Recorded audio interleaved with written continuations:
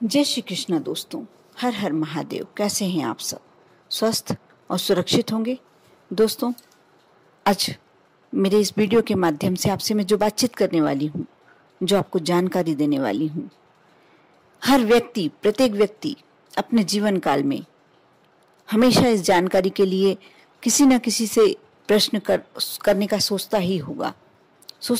ये जानकारी तो सभी को अवश्य होनी ही चाहिए। जीवन को बहुत ही कठिन बना देता है राहु केतु का ये जाल।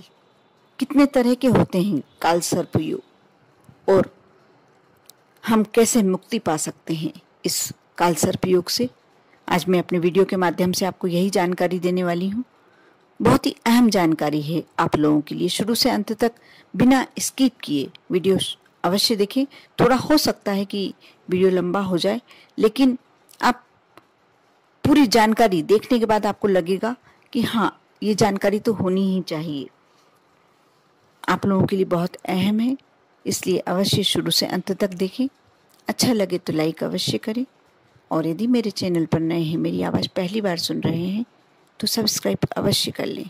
दोस्तों, काल सर्प योग तब लगता है जब राहु और केतु की परिधि में सारे ग्रह आ जाते हैं, और ये वक्त बहुत ही कठिन समय आप लोगों के लिए होता है। जिसके ऊपर काल सर्प योग होता है, उसका कोई भी कार्य पूर्ण हो ही नहीं पाता। हिंदू हमारे वैदिक पुराणों में कुंडली में ग्रहों के चलते बनने वाले योगों पर बहुत कुछ कहा गया है। ज्योतिष शास्त्र के अनुसार जब किसी की कुंडली में सभी 7 बड़े ग्रह जैसे सूर्य, चंद्रमा, बुध, शुक्र, बृहस्पति, शनि और मंगल, छाया ग्रह जैसे राहु और केतु के बीच में आ जाते हैं, तो काल सर्प योग या वासुकी काल सर्प योग का दोष बन जाता है। ग्रहों के इस संयोजन के चलते व्यक्ति की कुंडली में काल सर्प योग बनता है, जिसे आमतौर पर बड़ा कष्टकारी कहा जाता है, क्योंकि इस योग के चलते जो भी व्यक्ति पर यह योग पड़ता है, बहुत सारी परेशानियां उसके जीवन में आ जाती हैं। जिसकी जन्म कुंडली में काल सर्प योग होता है, उस व्यक्ति के जीवन में प्रेम, धन, कैरियर, परिवार, विवाह और पैसे, जो भी काम करता है, वो जो भी कार्य करता है, सारे कार्यों में उसे परेशानियां आती हैं, और व्यक्ति की जिंदगी में काफी नुकसान ही नुकसान रहता है। बहुत कष्टकारी होती है ऐसे व्यक्ति की जिंदगी।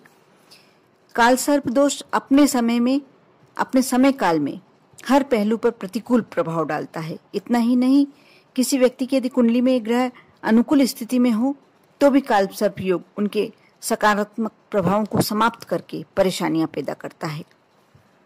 काल सर्प योग भी कई प्रकार के होते हैं। आंशिक काल सर्प योग भी होता है, पूर्ण काल सर्प योग भी होता है।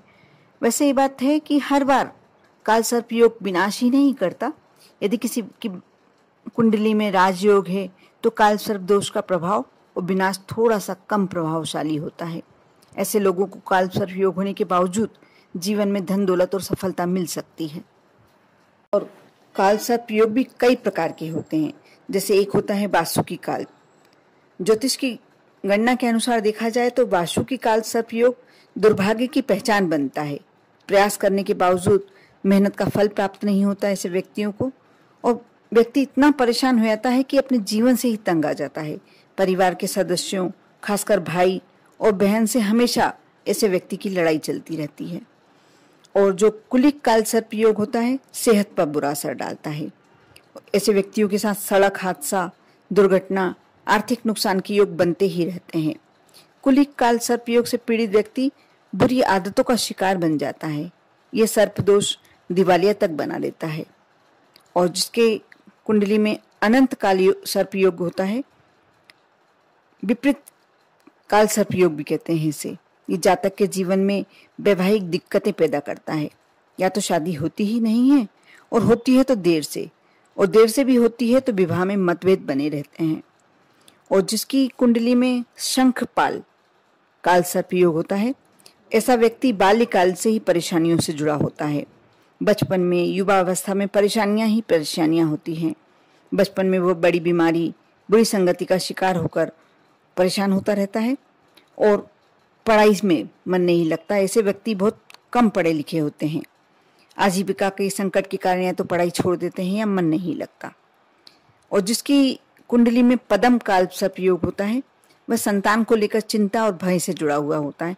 यानी कई तरह के होते हैं, महापद्म काल सर्पयोग भी होता है। लेकिन एक तरह से देखा जाए, कितने भी कैसे भी काल सर्पयोग दोष होते हैं, सारे काल सर्प दोष जो होते हैं एक कार्य करने से आपके दूर हो सकते हैं। आप जब अपने परिंदे का जल लेकर भगवान शिव पर एक लोटा जल चढ़ाते हैं, और जल ऐसा चढ़ाएं कि पूरा जो शिवलिंग का अक्ष है आपके दर्पण समान उस लोटे में उतर आए। पूरा दर्शन, शिवलिंग के जो दर्शन होते हैं आपको उस जल में हो। यदि आप ऐसे जल चढ़ाते हैं और नियम बना लेते हैं जल चढ़ाने का, आप मानकर चलिए कि आपके जीवन का कैसा भी काल सर्पयोग है, दोष है, आपके जीवन में नहीं रहता। बहुत सारी पूजाएं भी कराई जाती है। उज्जैन में एक स्थान ऐसा है जहाँ काल सर्प दोष की पूजन होती है। लेकिन उससे अच्छा शिवलिंग पे जो जल चढ़ाता है, शिवलिंग की नियमित पूजन करता है, भगवान शिव का जाप करता है, उसके जीवन में ये काल सर्प दोष कुछ भी नहीं बिगाड़ सकता। कर देखें। बहुत ही छोटी सी बात है, नियम बनाने वाली बात है, कर देखें। आज मैंने आपको काल सर्प दोष की जानकारी दी और उसका एक छोटा सा उपाय कि आप शिव जी का पूजन करें, शिव जी का जाप करें, शिव जी को अपने घर के अपने परिंदे का जल, एक कलश जल रोज समर्पित करें। आप देखना आपके जीवन के कैसे भी कष्ट हो, कैसा भी संकट हो, काल सर्प दोष आपके